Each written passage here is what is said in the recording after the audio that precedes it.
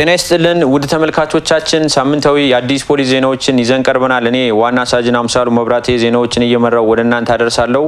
ቀዳሚ ወዳደረግነው ዜና እናልፋለን። ከሚሰሩበት ድርጅት ውስጥ ከ1 ሚሊዮን ብር በላይ የሚገመት ካሜራዎችን የሰረቁ ተከሳሾች በጽኑ እስራት እንዲቀጡ ተወሰነባቸው። ምክትል ሳጅን ፍሬወይኒ ገብረ ጻዲቅ ዝርዝር አላት። ተከሳሾቹ ዘሪሁን አበበና ሄኖክ አማረ ወንጀሉን የፈጸሙት በአራዳ ክፍለ ከተማ ወረዳ 9 ልዩ ቦታው 4 ኪሎ ስላሴ ህንጻ ላይ እንድሪያስ ፊልም ኮሌጅ ውስጥ ነው። የግል ተበዳይ አቶ አላዛር ጥላሁን ወንጀሉን እንዴት እንደተፈጸመባቸው እንዲህ ያስረዳሉ። እኔ በጧት ወደ ቢሮ ከመግባቴ በፊት ደውላልኝ ነበረ የጽዳት ኃላፊና የስቶር ባንድ ላይ የምትሰራልን ሰራተኛ እና ምንድነው የተፈጠረው ስላት በጣሪያ ተበስቷል፣ ካሜራዎች የሉም ማለችም እና ሌሎች የድምጽ ማጉያ የሉም ተባለ። በፍጥነት መጣን እና ስናየው በትክክልም ጣሪያው ተበስቷል። ከዛ በኋላ እንግዲህ ያው ጥበቃውን ነው የመጀመሪያ እንግዲህ ማነጋገር ያለብኝ፣ ጥበቃውን አነጋገርኩት ማለት ነው። ከዛ ስናነጋግረው ብዙ አይነት ነገሮችን ነገረን። ተማሪ ሊሆን ይችላል በድንገት ገብቶ ከፍቼ ወጥቼ ነበር ለሆነ ጊዜ እንደዚህ የሚሉ ነገሮችን ነገረን።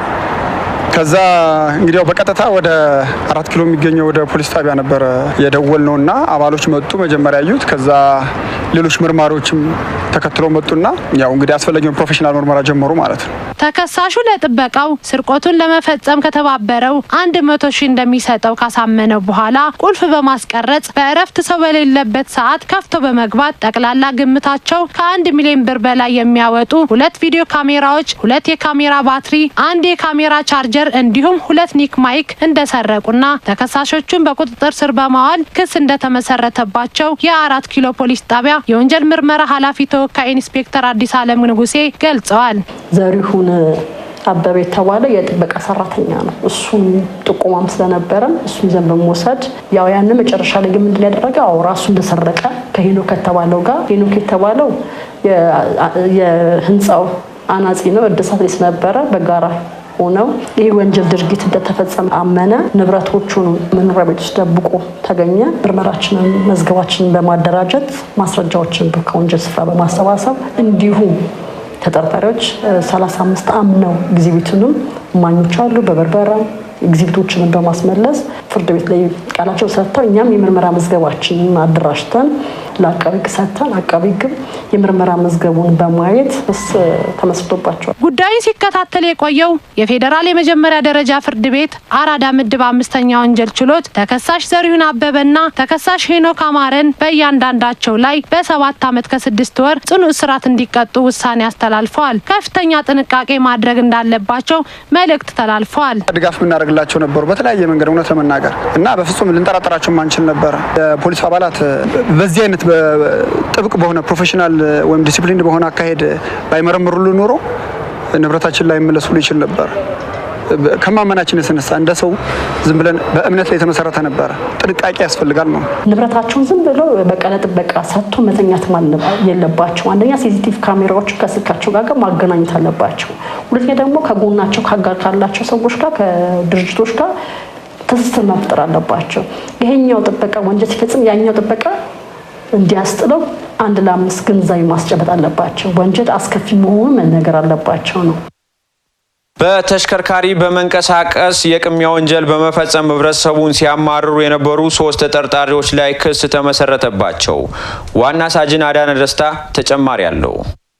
ተጠርጣሪዎቹ ወንጀል ድርጊቱን ሲፈጽሙ የነበረው በለሚኩራ ክፍለ ከተማ ወረዳ 5 ልዩ ቦታው 72 አካባቢ ነው። በለሚኩራ ክፍለ ከተማ ፖሊስ መምሪያ ወንጀል መርማሪ ሳጅን ቢኒያም ዘለቀ እንደተናገሩት ተጠርጣሪዎቹ የሰሌዳ ቁጥር ኮድ 3C03669 አዲስ አበባ የሆነ ተሽከርካሪን በመጠቀም የሰዎችን እንቅስቃሴ በመከታተል የቅሚያ ወንጀል እንደፈጸሙ የግል ተበዳዮች በሰጡት መረጃ መሰረት 2 ተጠርጣሪዎችን ከነተቀባያቸው በመያዝ በአቃቢ ሕግ ክስ እንደተመሰረተባቸው ተናግረዋል።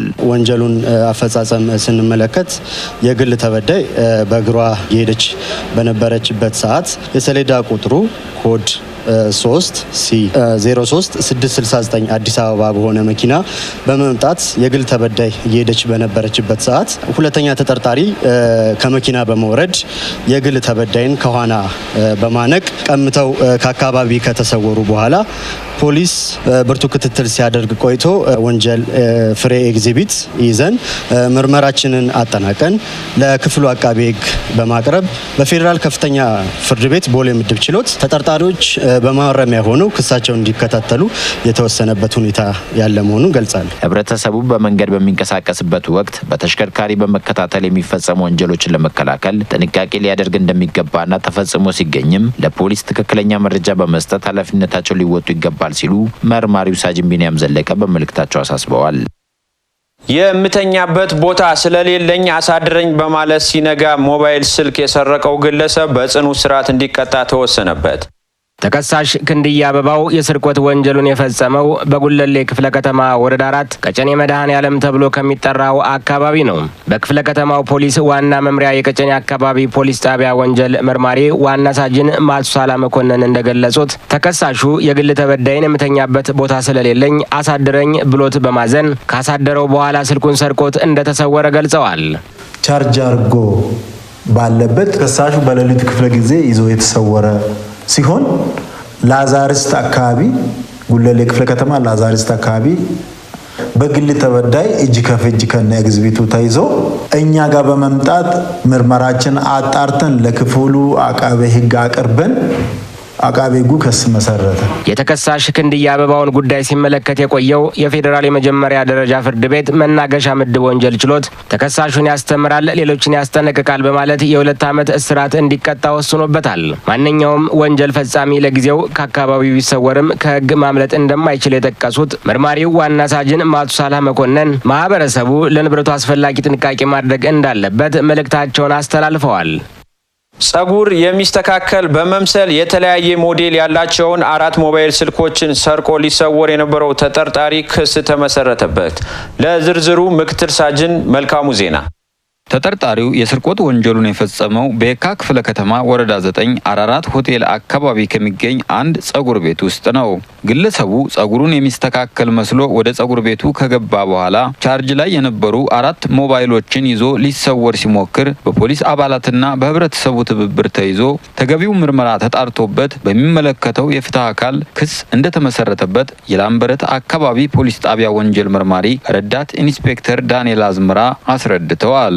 በሰዓቱ ጸጉር ቤት ውስጥ አልነበረም ነበርና ጸጉር የሚስተካከል በመምሰል ወደ ጸጉር ቤቱ በመግባት ቻርጅ ላይ የነበሩትን 4ቱን ሞባይሎች በመንቀል ቦርሳ ውስጥ ከከተተ በኋላ ከጸጉር ቤቱ ሊወጣ ሲል በአካባቢ ባለ የጸጉር ቤቱ ባለቤትና አካባቢው ላይ በነበረ የፖሊስ ሲቪል ክትትል የላምበረት ፖሊስ ክትትል አባሎች እጅ ከፍንጅ የተያዘና ወደ ላምበረት ፖሊስ ጣቢያ መጥቶ ምርመራ ስናከናውን የነበረና የምርመራ መዝገቡ ያለበት ሁኔታ በወንጀሉ በተፈጸመ በ24 ወንጀሉ በተፈጸመ በ3ኛው ቀን ለየካ የመጀመሪያ ደረጃ የፌዴራል ፍርድ ቤት ፈጣን አርቲዲ መዝገቡን አስከፍተን አሁን ውሳኔና ቅጣቱን በመጠባበቅ ላይ ነው የምንገኘው።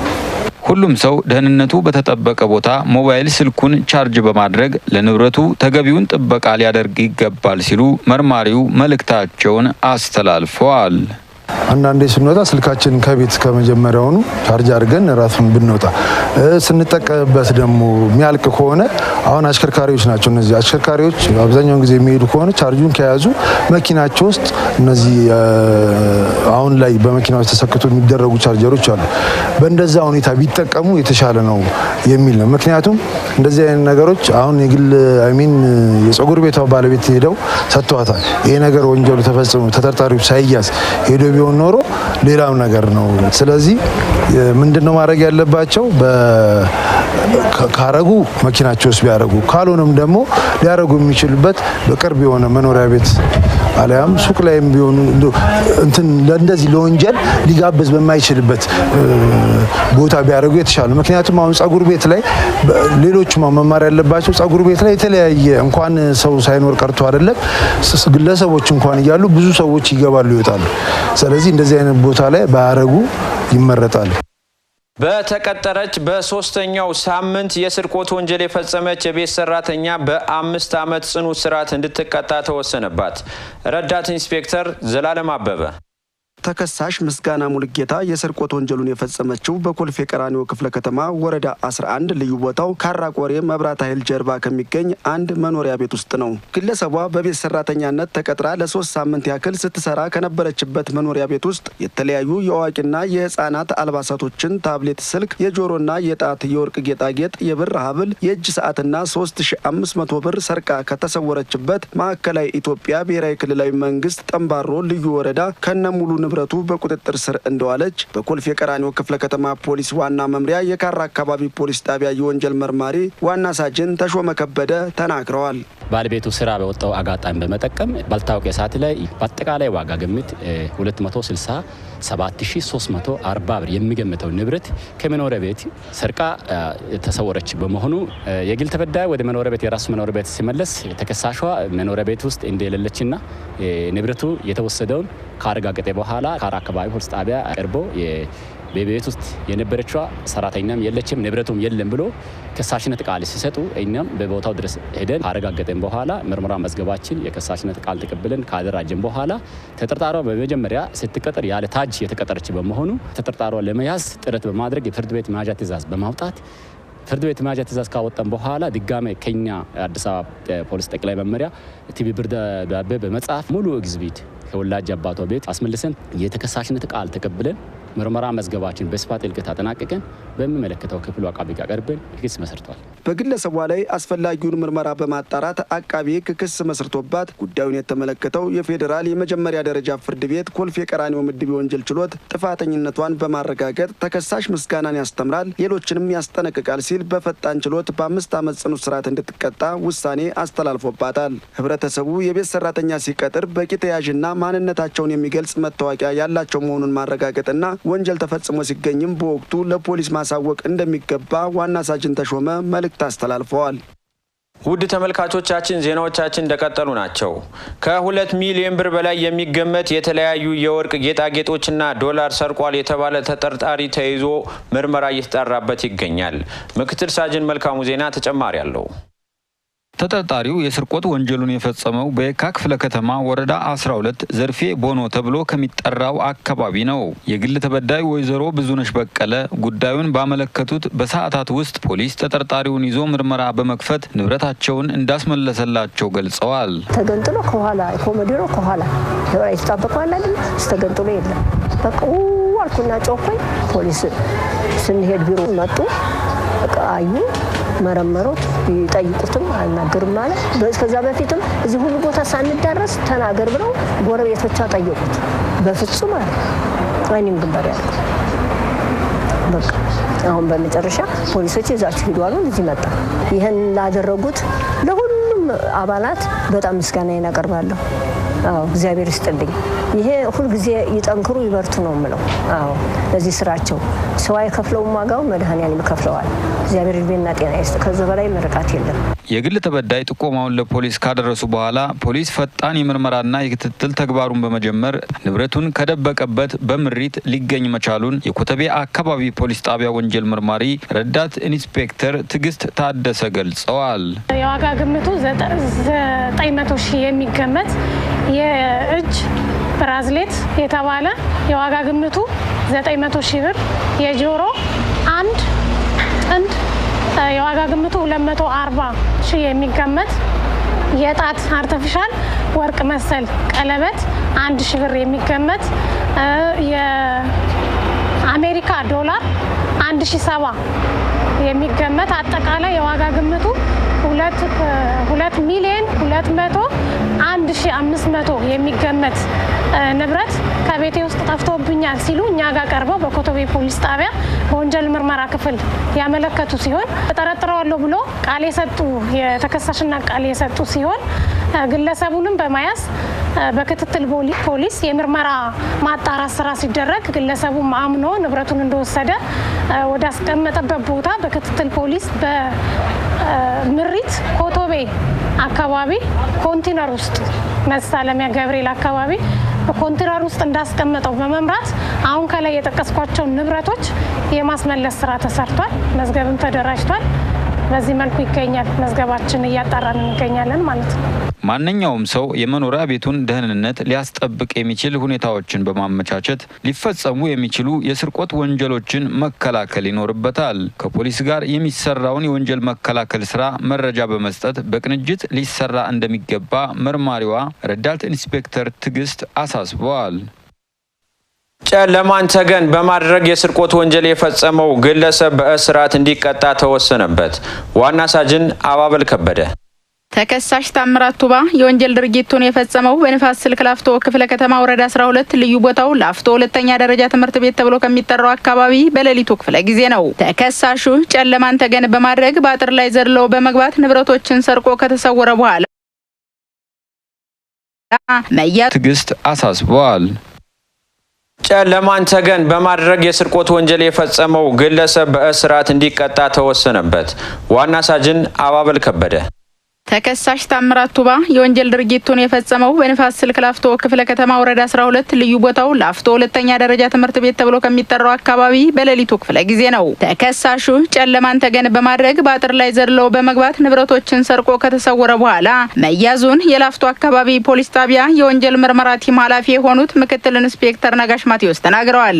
የግል ተበዳይ ከተከራየበት መኖሪያ ቤት ውስጥ በሌሊት ክፍለ ጊዜ እረፍት አድርጎ ተኝቶ እያለ አሁን ተጠርጣሪ የሆነው ያው በሌሊቱ 9 ሰዓት ላይ አጥር ተንጠልጥሎ የእሱን መስተዋት ሻተር በመክፈት ወደ ውስጥ መኝታ ክፍል በመግባት አንድ ሳምሰንግ ጋላክሲ ኤስ ኤፍኢ የዋጋ ግምቱ 240,600 የዋጋ ግምቱ የሚያወጣና ሁለተኛ ደግሞ የፓወር ባንክ 46,500 የሚያወጣ ሁለተኛ የግል ተበዳይ ከሱ ጋር አርፎ የነበረም ሳምሰንግ ጋላክሲ M14 የዋጋ ግምቱ 28,000 የሚያወጣው ሰርቆ የተሰወረ ሲሆን በወቅቱ አመልካች በማግስቱ መጥቶ ሲያመለክት እኛም ማመልከቻ ተቀብለን ያው ምርመራ የማጣራት ስራ ጀመርን። ከጀመርን በኋላ ያው ተጠርጣሪ አካባቢ በነበረበት የካሜራ ሲሲቲ ካሜራ በነበረበት እዛ በመጠየቅ በማየት በአይን በማወቅና ሌላ ጊዜ ከ14 ቀን በኋላ በብርቱ ክትትል እና ቁጥጥር በክትትል አባሎች ያው በወረዳ 11 ሀና ማርያ አባሻውል በሚባለው ቦታ ላይ ከነ ኤግዚቢቱ እየተያዘ መሆኑን እንገልጻለን። የታምራት ቱባን ጉዳይ የተመለከተው የፌዴራል የመጀመሪያ ደረጃ ፍርድ ቤት ንፋስ ስልክ ላፍቶ ምድብ አንደኛ የወንጀል ችሎት በፈጸመው የስርቆት ወንጀል ጥፋተኝነቱን በማረጋገጥ ተከሳሹን ያስተምራል፣ ሌሎችንም ያስጠነቅቃል በማለት በ7 ዓመት ከ2 ወር ጽኑ እስራት እንዲቀጣ ውሳኔ ያስተላልፎበታል። ማህበረሰቡ ተመሳሳይ ወንጀል እንዳይፈጸምባቸው በሌሊቱም ሆነ በቀኑ ክፍለ ጊዜ የመኖሪያ ቤታቸውን በትክክል መዝጋታቸውን ማረጋገጥ እንዳለባቸው ምክትል ኢንስፔክተር ነጋሽ አሳስበዋል። በሌሊቱ ክፍለ ጊዜ የመኖሪያ ቤት አጥር ዘሎ በመግባት ብስክሌት የሰረቀው ግለሰብ በጽኑ እስራት እንዲቀጣ ተወሰነበት። ረዳት ኢንስፔክተር ዘላለም አበበ ተጨማሪውን እንደሚከተለው ያቀርበዋል። ፈረጃ ዳኛቸው የተባለው ተከሳሽ የስርቆት ወንጀሉን የፈጸመው በኮልፌ ቀራኒዮ ክፍለ ከተማ ወረዳ 9 አካባቢ ከሚገኝ አንድ መኖሪያ ቤት ውስጥ ከሌሊቱ በግምት 8 ሰዓት ገደማ ነው። በኮልፌ ቀራኒዮ ክፍለ ከተማ ፖሊስ ዋና መምሪያ የአጉስታ አካባቢ ፖሊስ ጣቢያ የወንጀል መርማሪ ረዳት ኢንስፔክተር ቤተልሔም ካሳሁን እንደተናገሩት ተከሳሹ ጨለማን ተገን አድርጎ ከግል ተበዳይ መኖሪያ ቤት በአጥር ላይ ዘሎ በመግባት ግቢ ውስጥ ቆመው ከነበሩ ብስክሌቶች መካከል አንዱን ሰርቆ ለመውጣት ሲሞክር የግል ተበዳይ ባሰሙት የደረሱልኝ ጥሪ ስራ ላይ እየተንቀሳቀሱ በነበሩ የፖሊስ አባላትና በአካባቢ ጥበቃዎች ትብብር እጅ ከፈንጅ ተይዟል። የዋጋ ግምቱ 45,000 ብር የሚያወጣውን ሳይክል በውሃ ጎማ በመጠቅለል ከግቢው አሾልኮ ለማውጣት እየሞከረ ያለ አካባቢ ህብረተሰብና ፖሊሶች አማካኝነት ተይዞ ወደ ፖሊስ ጣቢያችን መጥቷል። እኛም በሰዓቱ የነበረውን አቤቱታ ተቀብለን በተገቢው መንገድ የምርመራ መዝገባችንን አጣርተን ለክፍሉ አቃቢ ህግ ልከን የክፍሉም አቃቢ ህግ በፈጣን ችሎት አርቲዲ ከፍቶ በከባድ ስርቆት ክስ መስርቶበታል። የተከሳሽ ፈረጃ ዳኛቸውን ጉዳይ የተመለከተው የፌዴራል የመጀመሪያ ደረጃ ፍርድ ቤት ኮልፌ ቀራኒዮ ምድብ 3ኛ የወንጀል ችሎት ጥፋተኝነቱን በሰው ማስረጃዎች በማረጋገጥ ተከሳሹን ያስተምራል፣ ሌሎችንም ያስጠነቅቃል በማለት በ5 ዓመት ጽኑ እስራት እንዲቀጣ ውሳኔ አስተላልፎበታል። የግል ተበዳይ አቶ አደም አህመድ ከአዲስ ፖሊስ ጋር በነበራቸው ቆይታ ተከሳሹ ተይዞ ንብረታቸው መመለሱንና በአፋጣኝ ችሎት ቀርቦ ውሳኔ ማግኘቱ ቀልጣፋ የፍትህ አሰጣጥ ስርዓት መኖሩን የሚያረጋግጥ ነው ሲሉ ተናግረዋል። በአካባቢ ፖሊስና በጥበቃዎች አማካኝነት ተይዞ ለፍርድ ቀርቧል። ያው ለፍርድ ቀርቦ የተወሰነበት መሆኑ ትንሽ የኮልፌ ቀራኒዮ ፖሊስ ጣቢያ ወረዳ 9 በጣም ትልቅ ትብብርና ትልቅ አድርገው ለውሳኔ ደርሷል። በጣም ወንጀለኛ በመቀጣቱ እጅግ በጣም ደስ ብሎናል፣ ረክተናል። እንደዚህ አይነት ወንጀል ፈጻሚዎች ቀን ላይ ጥናት አድርገው በመሆኑ ወንጀል የሚፈጽሙት ማህበረሰቡ የተለየ እንቅስቃሴ ሲመለከትና ወንጀል ሲፈጸም በአፋጣኝ ለፖሊስ ማሳወቅ እንዳለበት መልእክት ተላልፏል። እንደዚህ አይነት ወንጀሎች ያው አብዛኛውን ጊዜ የሰው ግቢ ላይ በአጥር ዘሎ ግቢ ውስጥ ገብቶ እንደዚህ አይነት ወንጀሎች የሚፈጸሙት ያው ቀን ላይ አካባቢው ላይ በመዟዟር ማን ግቢ ምን አለ የሚለውን ነገር በተገቢው መንገድ በማጥናት ነው ሌሊትን ጨለማን ተገን አድርገው እንደዚህ አይነት ወንጀል ለመፈጸም የሚነሳሱትና አካባቢው ላይ ያለ የቅጥር ጥበቃም ቢሆን ቀን ላይ ጸጉረ ልውጥ የሆኑና የዛ አካባቢ ሰው ያልሆኑ ሰዎች በተደጋጋሚ ሲዘዋወሩ መረጃውን በመስጠት እንደዚህ አይነት ሰዎችን ከፖሊስ ጋር ማገናኘት አለበት። ወንጀል ከተፈጸመ በኋላም ደግሞ ያው የወንጀል ድርጊቱን እዛው በራሱ ለመፍታት ከመሞከር ይልቅ ማንኛውም ተጠርጣሪ ቢያዝም ባይያዝም የደረሰበትን የወንጀል ድርጊት ወደ ፖሊስ ጣቢያ በመምጣት በማመልከት የተቻለው ስራ እየተሰራ መፍትሄ እየተሰጠበት ሊሄድ ይችላል የሚል መልእክት ነው ማስተላለፍ። ከፖሊስ ጋር ያለውን ጥብቅ ግንኙነት አድርጎ ያለውን ሂደት ወንጀለኛን በጣም በአስቸኳይ ተባብሮ ለህግ ማቅረብ በጣም ወሳኝነት አለው። ተሰርቆ ምን ብሎ ዝም ብሎ ከመቀመጥ ማመልከቱ በጣም ወሳኝነት አለው። በሶስተኛው ዙር በኢትዮጵያ ብሔራዊ ቦክስ ክለቦች ሻምፒዮና የተሳተፈው የአዲስ አበባ ፖሊስ ዋና ጠቅላይ መምሪያ የቦክስ ቡድን ከፍተኛ ውጤት በማስመዝገብ ውድድሩን በበላይነት አጠናቀቀ። ለዝርዝሩ ዋና ሳጅን ጤናው ፈጠነ።